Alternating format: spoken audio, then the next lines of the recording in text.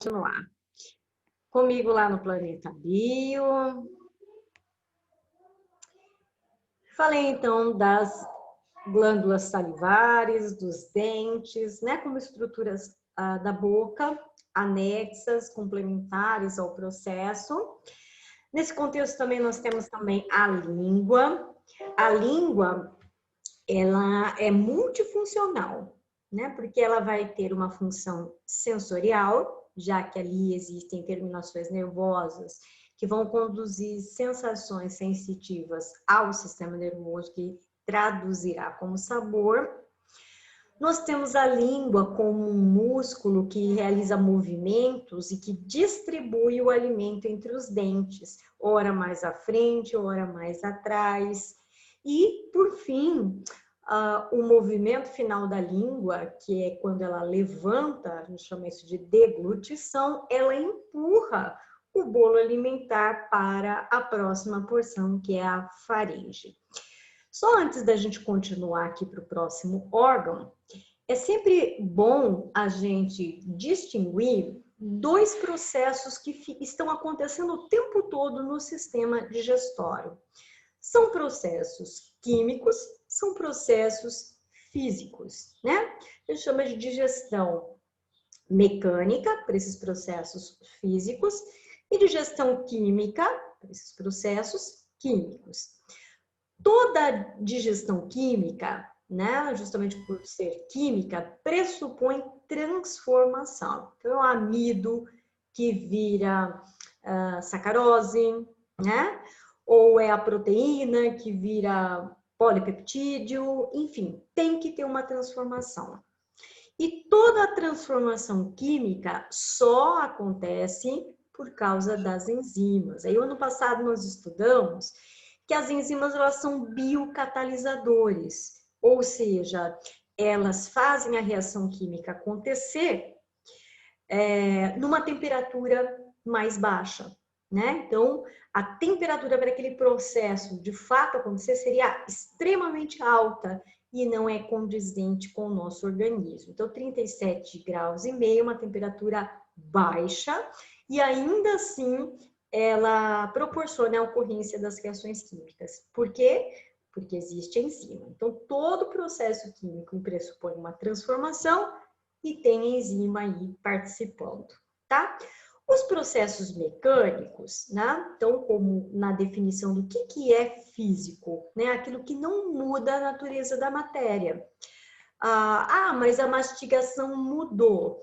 Não, ela simplesmente diminuiu o tamanho, mas continua a mesma matéria. Então, o pão ficou menor em tamanho, a carne ficou separada em pedaços menores. Só isso, tá bom? Então, aí temos de fenômenos físicos, temos a mastigação, temos a deglutição, que é o que a língua faz, né? E na boca, o processo químico seria a insalivação, que é a produção de saliva e a participação da enzima pitialina na degradação do amido. Perfeito? E na faringe, né? Então, empurrando aí o bolo alimentar agora para a faringe é um órgão apenas de passagem, tá? Então, nada de diferente acontece aqui. Exceto, nós podemos dizer que, justamente porque essa região tem muito muco, então, o bolo alimentar, ele é envolvido em muco, porque aí isso reduz o atrito, né? Então, vejam que, fazendo essa relação aí com a física, né? Eu vou deslocar o material dentro de uma região estreita. Então, tem contato, tem atrito. Então, o muco que envolve o bolo alimentar reduz esse atrito. Então, nessa região da faringe, o bolo alimentar ele envolve em muco. Aliás, isso já começa a acontecer com a própria saliva, umedece, né, também facilita a descida. Então, a faringe vai conduzir o alimento para o esôfago, este tubo aqui, lembrando do papel da epiglote, olha lá, desceu o alimento, né? A epiglote fecha a traqueia, né? Impedindo que o alimento entre aqui no sistema respiratório e ele desce, portanto, lá para o esôfago. Perfeito. E lá no esôfago? Bom, o esôfago ele é todo constituído de musculatura. Então, a partir do esôfago, nós temos todos os órgãos envoltos por musculatura. Musculatura do tipo lisa, isso é importante saber agora, né? Não basta falar, é músculo. Pera lá, tem 3 variedades de músculo, você já aprendeu isso. Então, de que tipo de músculo eu estou falando? É a musculatura lisa, que tem movimentação lenta e involuntária. Então, o processo aqui é involuntário, não depende da nossa vontade, e lento, o que é de extrema importância. Para quê? Para que os processos químicos tenham tempo suficiente de acontecer. Então, se isso, por exemplo, a gente percebe o prejuízo quando a gente tem uma diarreia em que o movimento peristáltico ele é acelerado, então a movimentação acelera, e aí não dá tempo de digerir direito, não dá tempo de absorver, e aí há uma perda grande de água e nutrientes, né? Então, a importância aí da musculatura lisa neste processo, com este padrão de contração, tá bom? Então, no esôfago só tem fenômeno físico, mecânico, que é o peristaltismo. Né? A contração aí dessa musculatura em torno do órgão vai empurrar o bolo alimentar em direção à próxima cavidade, que é o estômago. Separando o esôfago do estômago, existe aqui uma válvula, tá? Até para que o conteúdo do estômago não volte para o esôfago, né? Então, essa válvula, em tese, ela só abre num sentido, né? Permitindo que o alimento desça. Por que eu disse que em tese? Na maioria das vezes, ela só abre em um sentido para que o alimento desça e feche, tá? Pessoas que têm refluxo, o refluxo está relacionado ao mau funcionamento dessa válvula. Então, ou ela não fecha direito, ou ela está meio frouxa, e isso, né, permite o retorno, por isso o refluxo, de parte desse conteúdo, especialmente de ácido clorídrico nesta região do esôfago, o que causa azia, né, então, dor, mal-estar, né? Tem gente que sente até pressão no peito, acho que está tendo um problema de coração, né? E na verdade é o que? É essa queimação que ocorre no esôfago, dado aqui o mau funcionamento desta válvula. O mau funcionamento dessa válvula pode acontecer de forma relativamente natural na primeira infância, né? Ou após o nascimento. E aí não é necessariamente por mau funcionamento. Vamos dizer assim, a válvula ela não foi completamente formada durante a gestação. Então, tem criança que tem refluxo na infância, depois, né, quando o bebezinho, na verdade, não é nem na infância, quando o bebezinho, e depois não tem mais.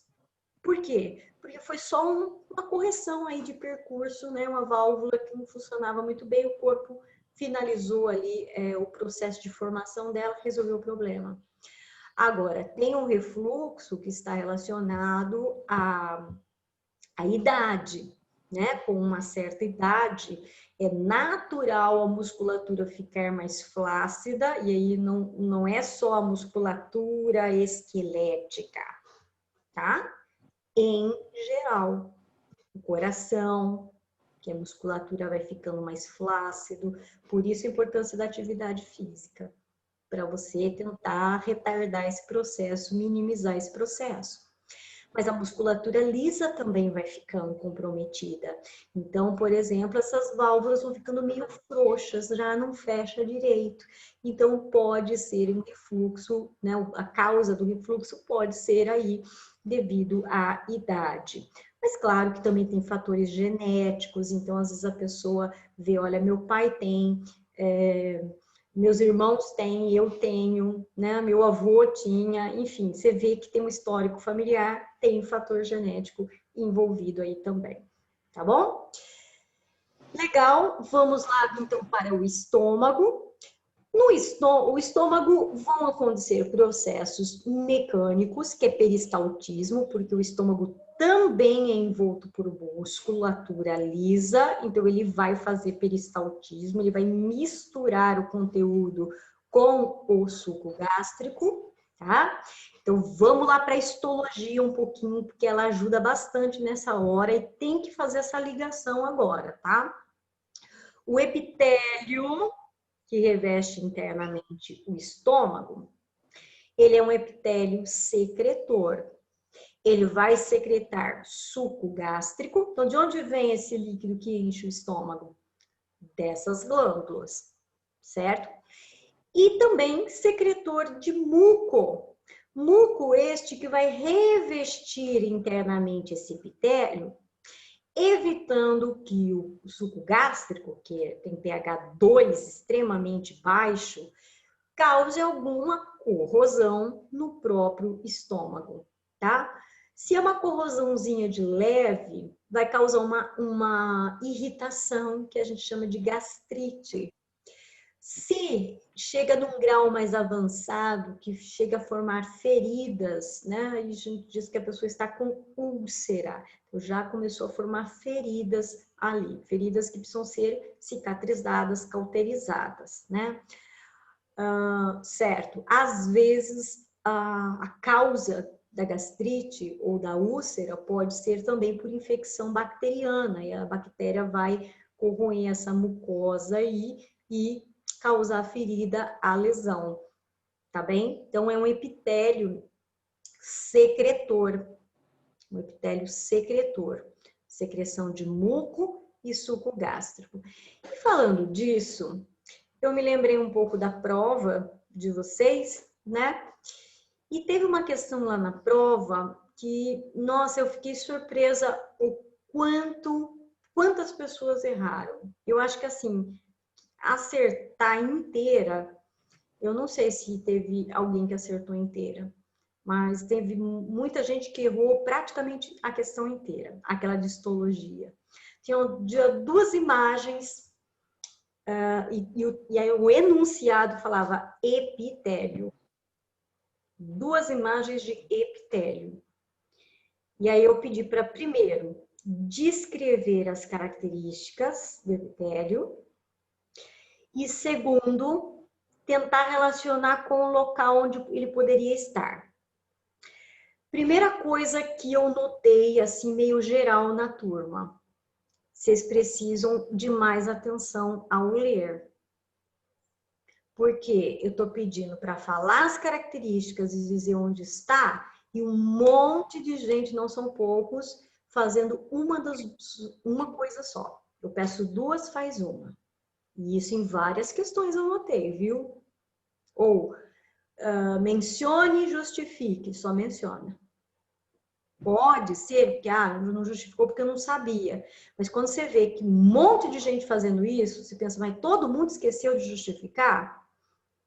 Né? E isso eu notei em várias questões dessa prova, hein, gente? Cuidado com isso. Então, características. O primeiro epitélio, aliás, todo epitélio tem células justapostas, células com pouco ou nenhuma substância intercelular, células que fazem muita mitose, células que estão apoiadas no tecido conjuntivo, tá? Mas no primeiro esquema, o que tinha ali? Se você dissesse isso, já estava bom. Mas tem gente que nem isso falou, não citou nada de característica. Enfim, no primeiro desenho, né, é um epitélio unistratificado, com cílios em cima.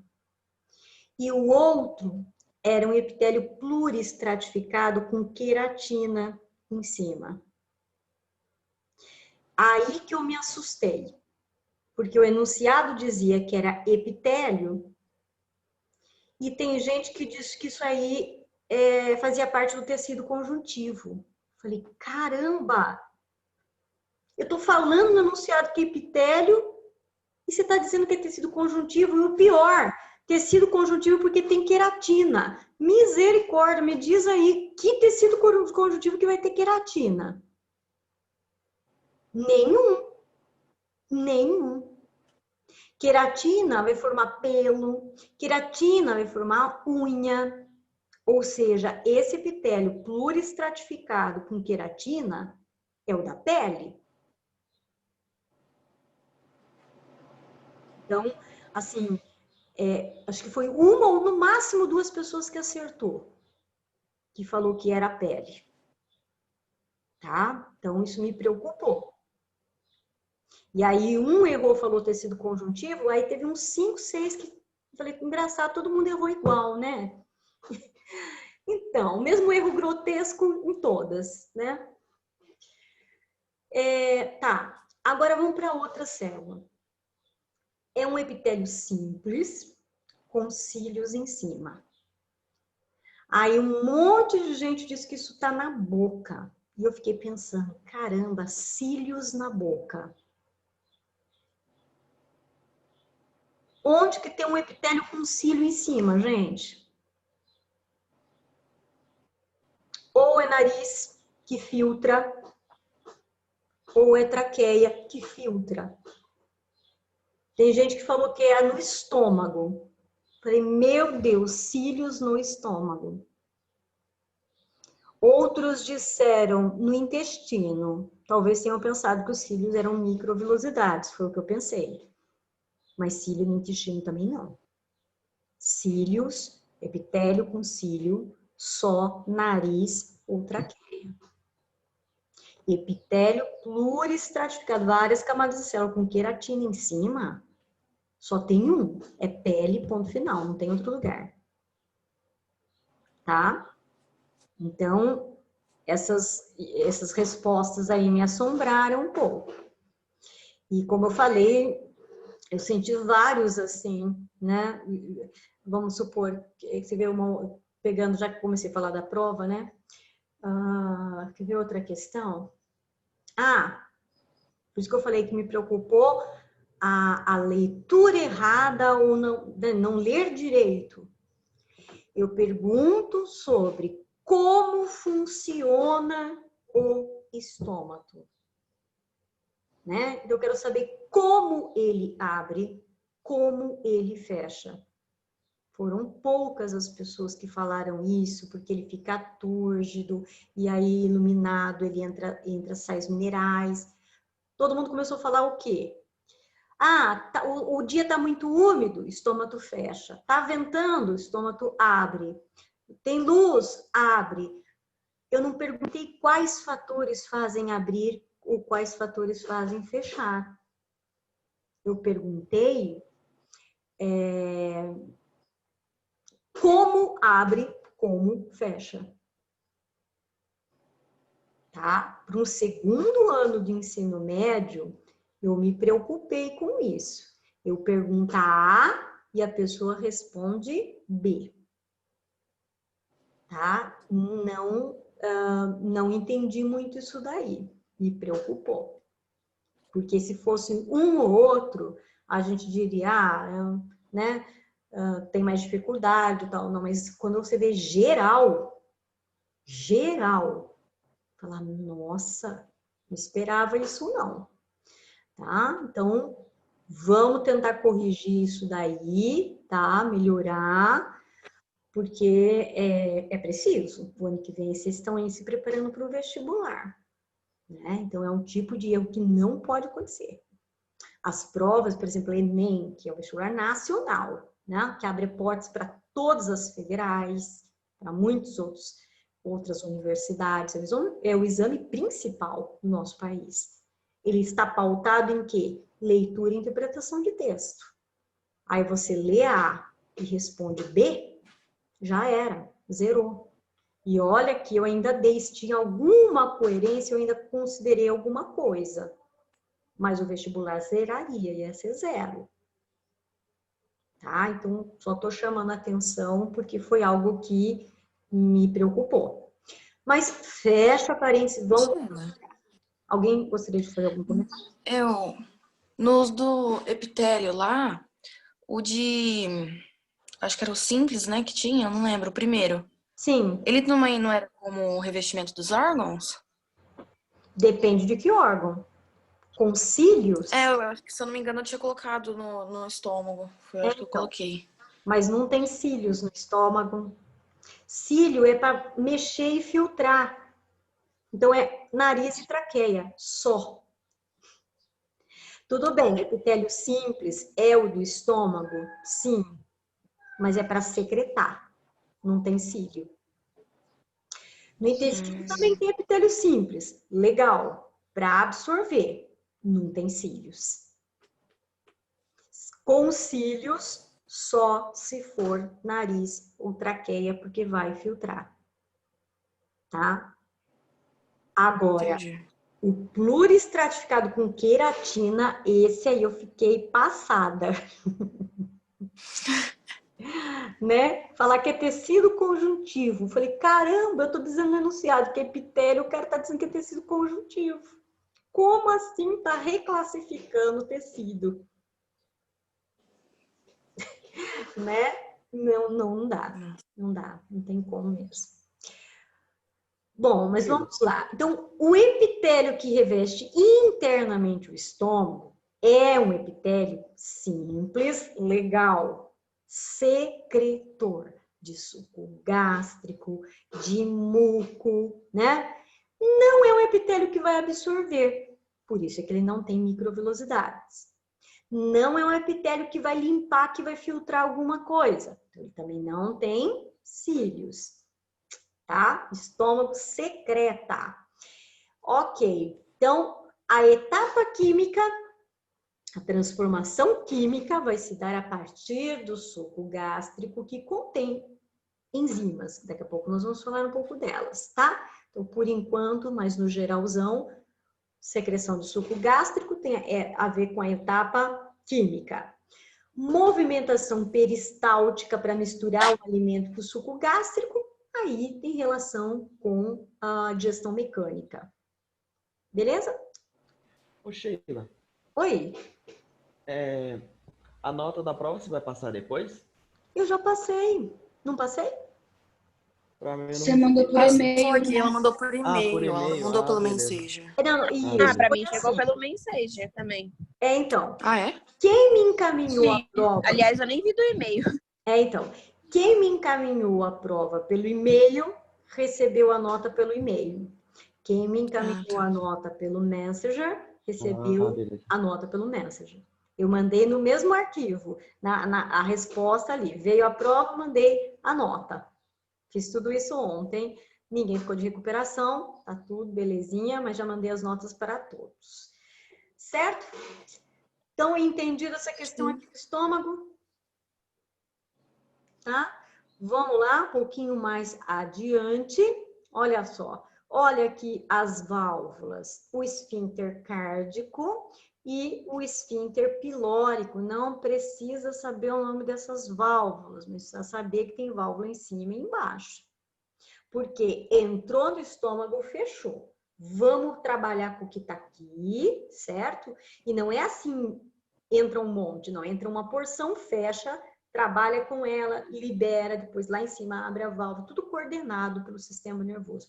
Abriu lá em cima, entra mais uma porção, fechou, trabalha aqui, abre lá embaixo, dispensa, fecha, aí abre, tudo coordenado, tá bom? Aqui esse slide vai falar um pouco das enzimas, tá? Que atuam no processo, mas eu vou falar isso um pouquinho depois, em particular, porque eu mostro todo o processo de transformação química que ocorre, tá? Que mais? Intestino delgado. O intestino delgado, ele está subdividido em 3 porções. A primeira aqui, duodeno. A segunda, jejuno, e a terceira, íleo. O duodeno é fácil distinguir das demais, porque ele está em conexão com o estômago e ele corresponde a essa primeira curva aqui, tá? Já o jejuno e o íleo não tem uma separação nítida, onde termina um, onde começa o outro. O que a gente sabe é que abaixo do duodeno está o jejuno, então por aqui está o jejuno, e aquele que se conecta, que desemboca no grosso, é o íleo, tá bom? Não tem tanta importância esses detalhes, né? Porque o ideal é você saber bem no geral o que vai acontecer no intestino delgado. Vamos lá. Primeiramente no duodeno. Todo intestino delgado vai ter movimento peristáltico. Então, essa aqui é a etapa mecânica. Bom, todo peristaltismo, musculatura lisa, contraindo, empurrando devagarzinho, trabalhando, passando de cá para lá, de cá para lá.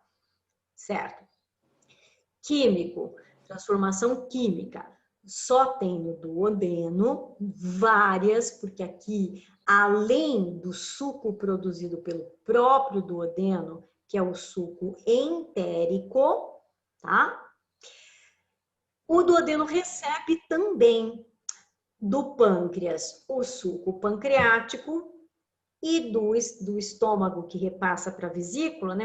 O estômago não, desculpa, gente. O fígado produz e a vesícula guarda um produto chamado bile, que é liberado no duodeno. Então, veja, o duodeno, por que o menorzinho é o principal?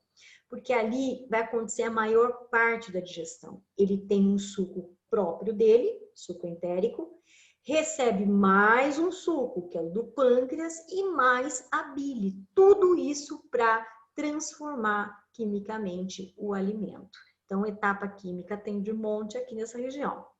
O que sobra para o jejuno e ilho, que são as partes maiores? Só absorver, tá bom? Então, tudo aqui vai ter epitélio simples, sim, mas o duodeno tem epitélio simples secretor, porque está secretando coisas. E o jejuno e o ilho tem epitélio simples que vai absorver, então vai ter microvilosidades para aumentar a superfície de contato e absorver. E o que é absorver?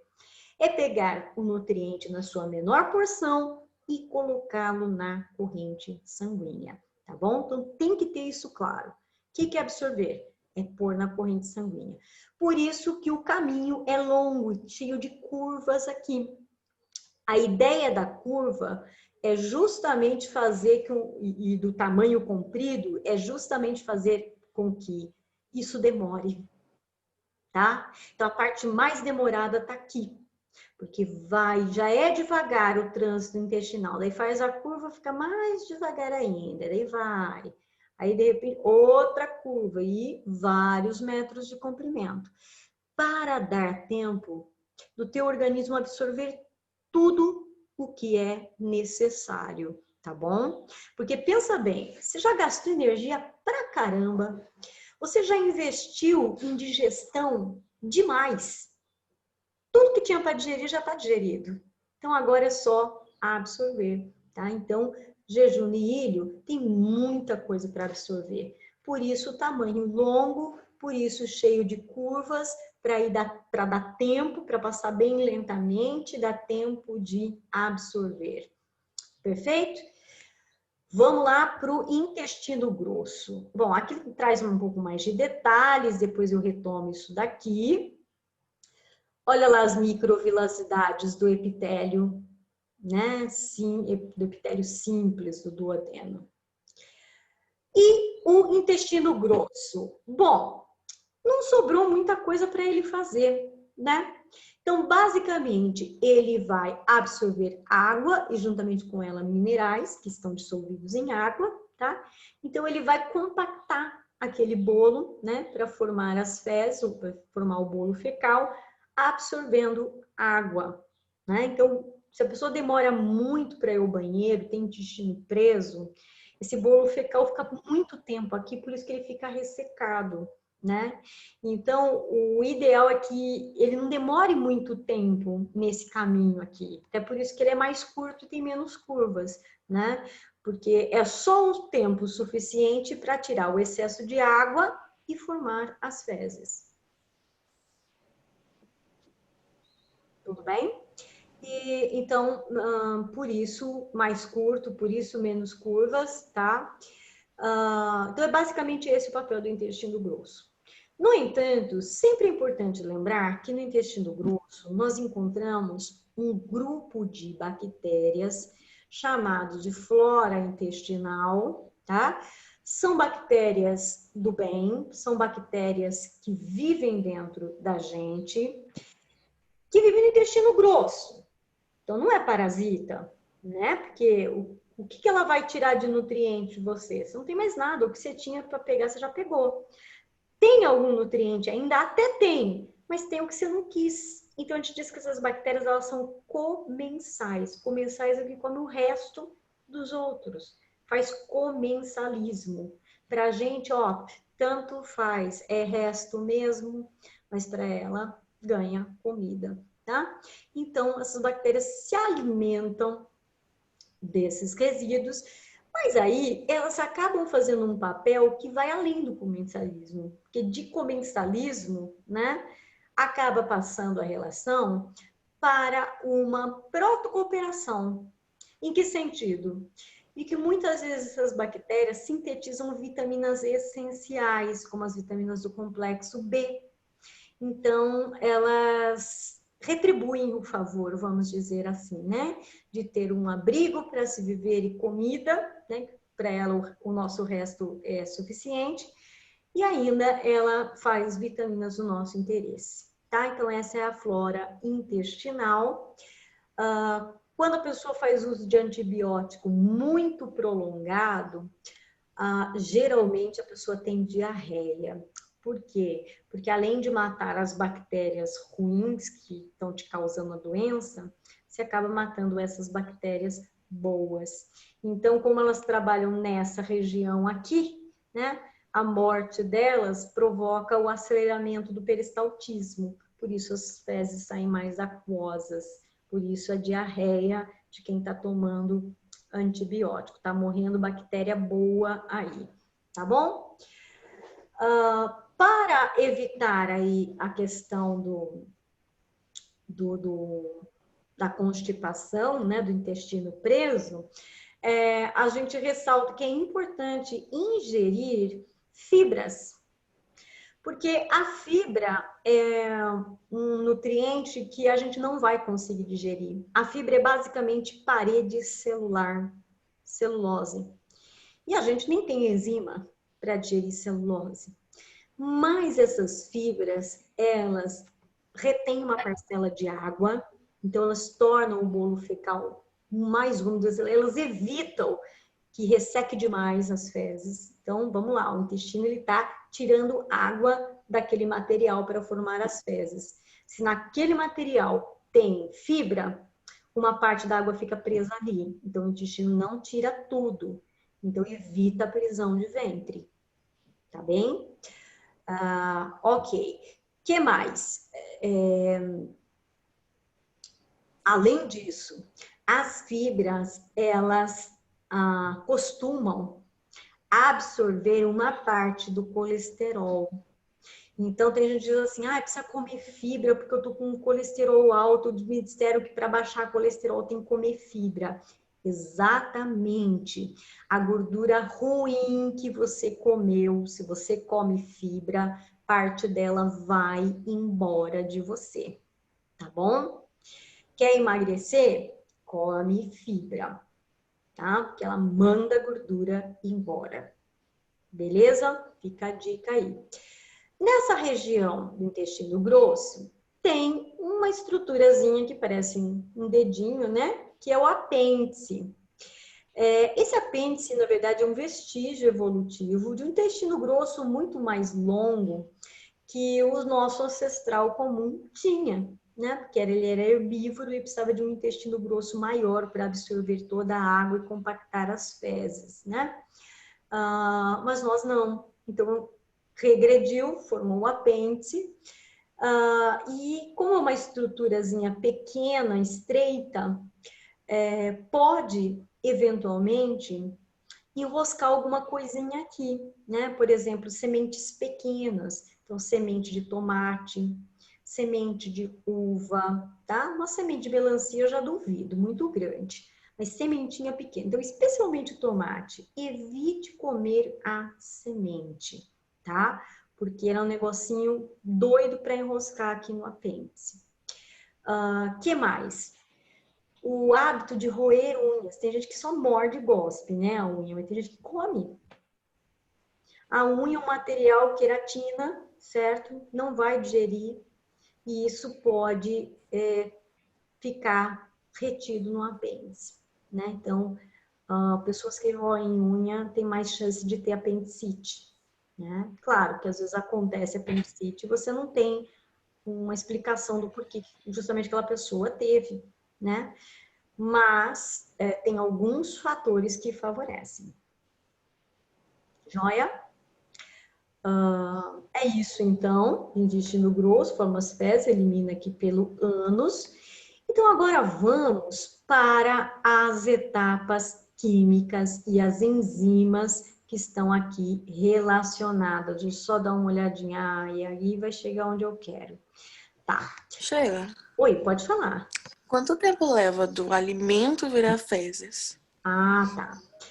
Passando por todo esse processo. Claro, depende de alguns fatores, por exemplo, a quantidade do que você comeu, a composição do que você comeu. Por exemplo, se você for no churrasco, comer muita carne, a digestão vai demorar mais.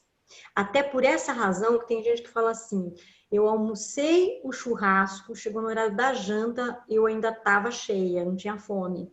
Por isso, tá? Porque a digestão da carne, ela é demorada. Então, depende da composição, depende da quantidade, né? Se você toma uma sopa, uma sopinha rala, né? Assim, é 1 hora no máximo de saciedade, você já tá com fome de novo, né? Então, aí foi muito rápido, não tinha muito o que digerir e absorver. Tava praticamente tudo líquido, tudo triturado ali, entende? Então, depende bastante da composição. Mas a gente, em média, a gente coloca 2 horas no processo. 2 horas. Claro que até Processo inteiro? a digestão inteira, até formar as fezes. Claro Caraca. que a eliminação das fezes pode demorar bem mais que isso, porque você pode, as fezes da refeição do dia anterior, você pode eliminar só no outro dia. Mas o processo completo, em média, 2 horas. Por isso que a gente diz assim, olha, para evitar congestão, né, você deve dar aí um intervalo de pelo menos 2 horas. Então, que é o que, em média, demora o tempo de digestão, pelo menos o tempo mais crítico, que é o de quebrar e absorver. Pelo menos esse já foi, né? Com isso. Então, esse intervalo, como eu falei, é médio. Depende muito do que você comeu, quantidade e composição. Uhum. Tá bom? Sheila, Oi? outra coisa, tipo, eu tenho um hábito de comer fruta, maçã, alguma coisa antes de dormir. Só que eu reparei que toda vez que eu como maçã antes de dormir, eu acordo com uma fome. Mas é uma fome. Tem alguma coisa a ver, tipo, que eu janto, como uma maçã, aí quando eu como a maçã antes de dormir, eu acordo morrendo de fome. Agora, se eu não como, eu acordo de boa. Olha, eu não sou muito boa em bioquímica. O Robson, por exemplo, é melhor que eu, né? Uma nutricionista saberia falar melhor. Mas eu desconfio, tá? Eu não sei se isso se aplica exatamente à maçã. Mas eu sei que existem alguns alimentos que aceleram o metabolismo. Ou seja, se o metabolismo acelera, você converte aquilo em energia muito rápido, por isso a fome, tá? Então, eu não sei se é o caso especificamente da maçã, mas isso que você está falando eu já ouvi de várias pessoas, né? Que preferem não comer nada do que comer uma maçã, porque basta comer a maçã, é um negócio que parece que a barriga começa a roncar, né? Não é É a isso mesmo. primeira pessoa que me diz isso. Então, tem alguma coisa a ver. Por exemplo, a canela, isso eu sei, com absoluta certeza eu posso te falar que a canela, ela acelera o metabolismo. Então, quer ver, ó, a canela, o gengibre, o chá verde, acelera o metabolismo. Por isso que quem quer emagrecer toma chá disso, né? Então, ou cápsulas concentradas desses componentes, porque acelera o metabolismo, de uma maneira que você gasta mesmo, consome as reservas energéticas. É isso. Então, talvez a maçã em algum outro momento, por quê? Veja bem, antes de dormir, você vai ficar um período dormindo, você vai ficar um período longo sem comer. Então, talvez ela seja adequada em um outro momento do dia. Por exemplo, algumas horas antes do almoço, né? Porque logo você vai comer mesmo, né? Ou num lanche da tarde, que logo você vai jantar, certo? Mais adequado do que próximo do horário de dormir. Então, eu imagino que ela deva acelerar o metabolismo. Então, da maçã eu não sei dizer especificamente, mas eu sei que existem vários alimentos que aceleram o metabolismo. Certinho? Só mais um pouquinho aqui, que o nosso tempo também já está ali quase acabando. Então, na boca a gente tem mastigação, processo mecânico e insalivação. A insalivação, que ocorre na boca, por meio da saliva, vai acontecer num pH neutro, sob a ação da enzima pitialina. Daqui a pouco a gente vai ver o que ela vai especificamente digerir. No estômago, o processo que é chamado de quimificação, tá?